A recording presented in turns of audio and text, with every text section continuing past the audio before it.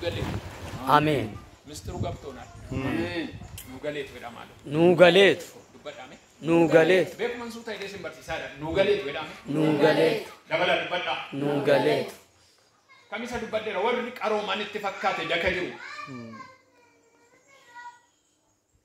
جوبر ريفي چولولے تون سني كاسه فكاتي تو كوا قباتني ملي اولمان ساني تو كوميتي يس حال جريني سانيس تو كوميتي يس جوبر يرو هندما وان عارفمو بربادو يرو هندما عارفما تتملا چولولين مو دكه بالين را چچبه جنان انقدل يرو جيشي يبدانو بلل جوبر غرو فغوتلا آمين يس آمين نيدا گفتا تو yeroo tokko tokko joobira biyya kanatti hin beeku joobira keessa kan akka chorbu buteettee nam tokko jiru samiidhuma irraa dhuftee takkuma xiyyiititti dhuftee daangoo sammana irraastee deemu ol baatiin jette isheen fudhatte qajeelteedha guddaa otuma iyyan hindaangoon hin isin iyyiti biyyisotuma iyyuu fudhatte qajeelte ani waa tokkon isinitti hima isin biyya lafaa keessa yoo jiraattanuu amantii qabdu taanaan jireenya jijjiirama qabee jira. Ameen. Yesus. Warra amantii qaban xaafiin dabalee, shunkurtiin dabalee, soogiddi dabalee, sukkaarri dabalee. Qanumaan simbirri kudhan lakkooftu yoo ta'e innaan sin hin jedhu isa qabdan miti bara. Har'a sukkaarri meeqa dabalee laata? Suuqii isa sanaattoo, suuqii isa sana. እግዚአብሔር ያኖራል። አሜን ወገኖች እግዚአብሔር ያኖራል። አሜን በረከታችን እግዚአብሔር ነው። yes እስቲ አሜን በል። አሜን እስቲ አሜን በል። አሜን oton singafa diaskesa mindaan makuma kodani kanyata nyurtu namni kuma kodani digdaman jiraachuu dadhabe fira nuti garuu jiraachaa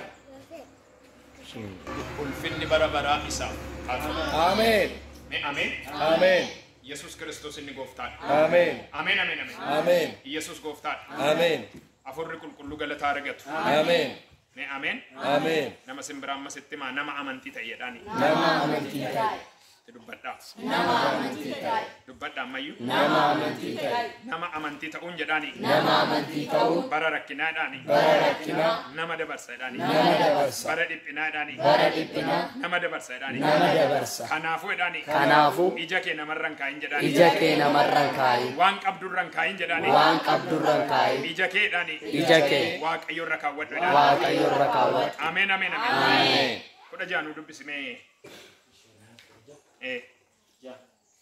kudha shan kudha ja'a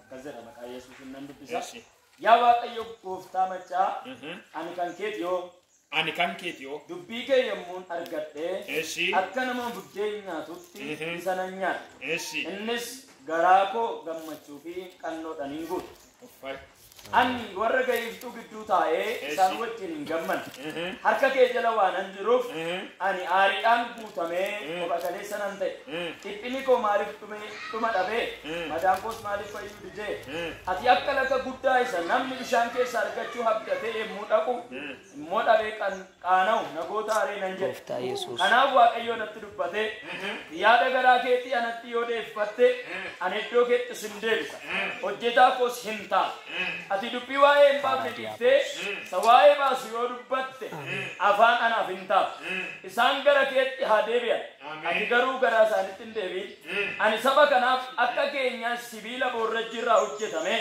akka taatu sin godhe isaan si irratti kaanii yoo si lolaniyyuu ani si gargaaruudhaaf si oolchuudhaafis si wajjin waan hin jiruuf si mo'uu hin danda'a ani harka koo warra hamoota keessaa sin baasa Aba warra gara jabii keessa simfura jedhe waaqayyo kana dubbate. Amen. Sai no. Isi amarinyaውን አንበበየው አማርኛውን ተጠቅመታ በጣም የሚገርም ነው። ካናናን ቁምራ ዋንተ ሰደት ዳጋ 15 ከቁጥር 16 ጀምሮ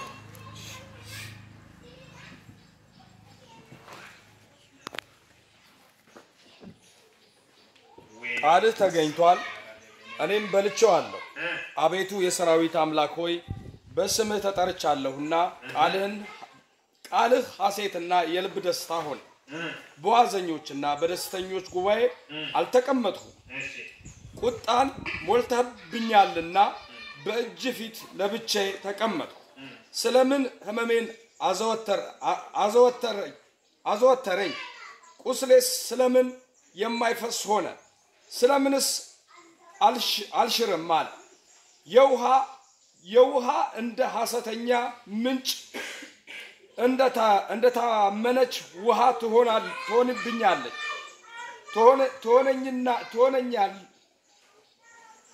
ትሆነኛለህ። ስለዚህ እግዚአብሔር እንዲህ ይላል፣ ብትመለስ እመልስሃለሁ፣ በፊቴ ትቆማለህ። የከበረውን ከተዋረደው ብትለይ እንደ አፌ ትሆናለህ። እርሱ ወደ አንተ ይመለሳል፣ አንተ ግን ወደ እርሱ አትመለስም። ለዚህም ሕዝብ የተመሸገ የናስ ቅጥር አደርግሃለሁ፣ ይዋጉሃል። እኔ ግን ለማዳን ከአንተ ጋር ነኝና አያሸንፉም። ከክፉ ሰዎች እጅ እታደግሃለሁ፣ ከጨካኞችም ጡጫ እቤዥሃለሁ። አሜን። ተባረከ። ኢዶ አመዱ በብነቲ ዋቀዮ ሰበከነት ዋዱበት ከራ ራጂ ኤርሚያስ ራጂን ኩን ራጂ ጉዳ ወረ ጉርጉዶታ ከሰት ረመደሜዳ ዋቀዮት ዋዱበት ዮ አነቲ አመንቴ ቶ ገራኬ ጉቱ ገራኮት ዮ ዴቪድ ያደኬ ጉቱ ሁምነኬ ጉቱ ደንዴቲ ቀብዱ ሁንዱማን ገራኮት ዮ ዴቪድ አቲ ቦጅ ኢምቦጂ አምቱም ቦጂ ተመን አሜን ማልቦታ ገረሳኒት እንደንቱ ኢኒ ከምብራዶ ከነቲ ማልካሴ ወር አከሱማን ጅራታን ጅዱቲ አቲ ነማ አዳታ ገጅራቹ ማልታይ አመንቲ ከገራኮት ዴፈን ጀቻ ወረ ወልወላቺሶ ከነራሞ አደበይ ኔዳጌፈዳ ባረከሰቲ namoonni jecha nu dadhabsiisu baatanii ba'an yeroo hundumaa seexanii dhibee akka gadhiisu bara torbee waa dubbadheera jecha mogolee nu buusu akka nuti dadhabnu kan godhan baraan seexanni leenjisee akka gadhiisu bara akkumsa waaqayyoof leenjitanii hojjettan seexannis leenjisee gadhiisa kana hundumaa ta'uudhaaf garuu waaqayyo faana mo'icha argachuu maal gochuudha waaqayyo namanaa gara isaatti deebi'a yaada isaa duukaa karoora isaa duukaa adeemsa isaa duukaa buunee yoo jenne waaqayyo mo'icha nuudha. Ne ameen. Ameen. Ne ameen. Ameen. Kana macamni qulqulluu amma maal jedhee akkasin mo'amtan hin godhu akkasin mootan taatu. Kanaaf keessa deebii irratti immoo akkas jedha isa dhumaa kan hin dubbatu. Keessa deebii 27 irratti diinonni keessan karaa tokko yoo isinitti dhufan karaa tokko immoo isin gatanii baqatu. Yes. Karaa meeqa isinitti dhufu? Karaa tokko. Karaa meeqa isin gatanii? Torba. Yoo maal taatan yoo waaqayyo nama nabda. Amma iddoo amma namni waaqayyo katamaan dubbisetti gaafa waaqayyotti deebita waan gurguddaa ta'een sodaattan. Amma baay'ee keessan kan sirraasu beektu kan dubbadhe asin jiru malee iddoo tokko maaltu sirraasa waan sin nageessan. Wallaggaa kanatti gamaa kanatti achi kanatti amboo kanatti gara asiyootoon sidii kaasee immoo gara jiddaa kana immoo dubbattan yoo duutan achi kanatti galata waaqaan guyyaa tokkoon sodaatu maaliif wangeela isa dhugaan lallaba waan ta'e wanti na raasu tokko ani biyya wayii gaafan deemu jaarsummaa natti ba'aniiru maaloo wangeelum dhaqxee lallabiin iddoo sanatti jedhaniiru isuma baraanaa yeroo darbe to'ime miidiyaa tokkicha waaqayyo waan dubbate maaliif Amanamaadha. amanama nan dhufa siniin jedheera kanan isa sinitti dubbate qabateetuma dhufa yaariyoos faana ol seenanii abeet hafuura qulqulluu erga ol seenaniin booddee yaariyoos jedheen maali jarroon duute jedhanii sitti muu anoo mucaan du'aan shinatti mul'atu hiire hirrafti garuu maal taate Duuteetti. yesuus immoo maal jedha tanyitaale ichikko almootachif hinqalfilaa du'aaf hirribni tokko dubbadhaaf du'aaf hirribni tokko Tokko miti. hiikum kana yesuus maaf dubbate yoo jettan jarri sammuu isaanii keessatti iddoo guddaa kan qabate maali yoo jettan sammuun jaraa du'a baqa duunaan du'eedha sammuun jaraa yesuus garuu du'a wayituu lakkoo Hallelujah. amma ni du'aa ishee argaan jiru eenyaan rafaa jirtiin mucaan amma akka jettaniin ennaan xallittaa akka jennaan mucaan hirriba keessa shatatatti ol kaata. Warri amananii wajjuma galatatti jalqaban. Warri namanne immoo achumaan galan. Garaagartummaa dhaggeeffadhaa. Warri amanan hin faarfatu hin galateeffatu. Maaliif? Yaariyoosi mucaan isheen duutu du'a ishii abjuu yookiin hirribatti geesse. Gaafa Waaqayyoon amanattan tokko amantii Waaqayyoo irratti qabdu taana waan guddaa sin jettan otoo hin beekin salphaa ta'e argina. Ameen. Yes. Waan sin guddaa jabaa jettan salphaa ta'e argina. Ameen. Yoom gaafa Yesuusitti amantan. Ameen. Amantii jechuun waan nu mataa keenya gararraa ta'e akka nama machaa'ee nu godhu sana salphaa ta'e argina. Ameen.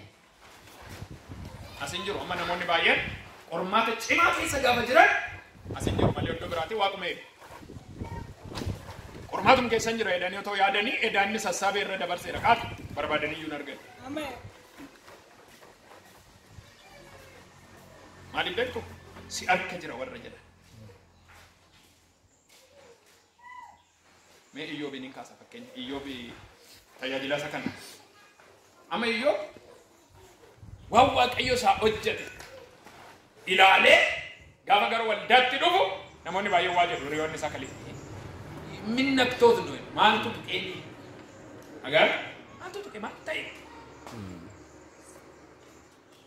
አንዳንዴ ለጌታ መኖር ሞኝነት በመሰለበት ዘመን ዋቃብ ጅራችሁ አከ ጉጉማ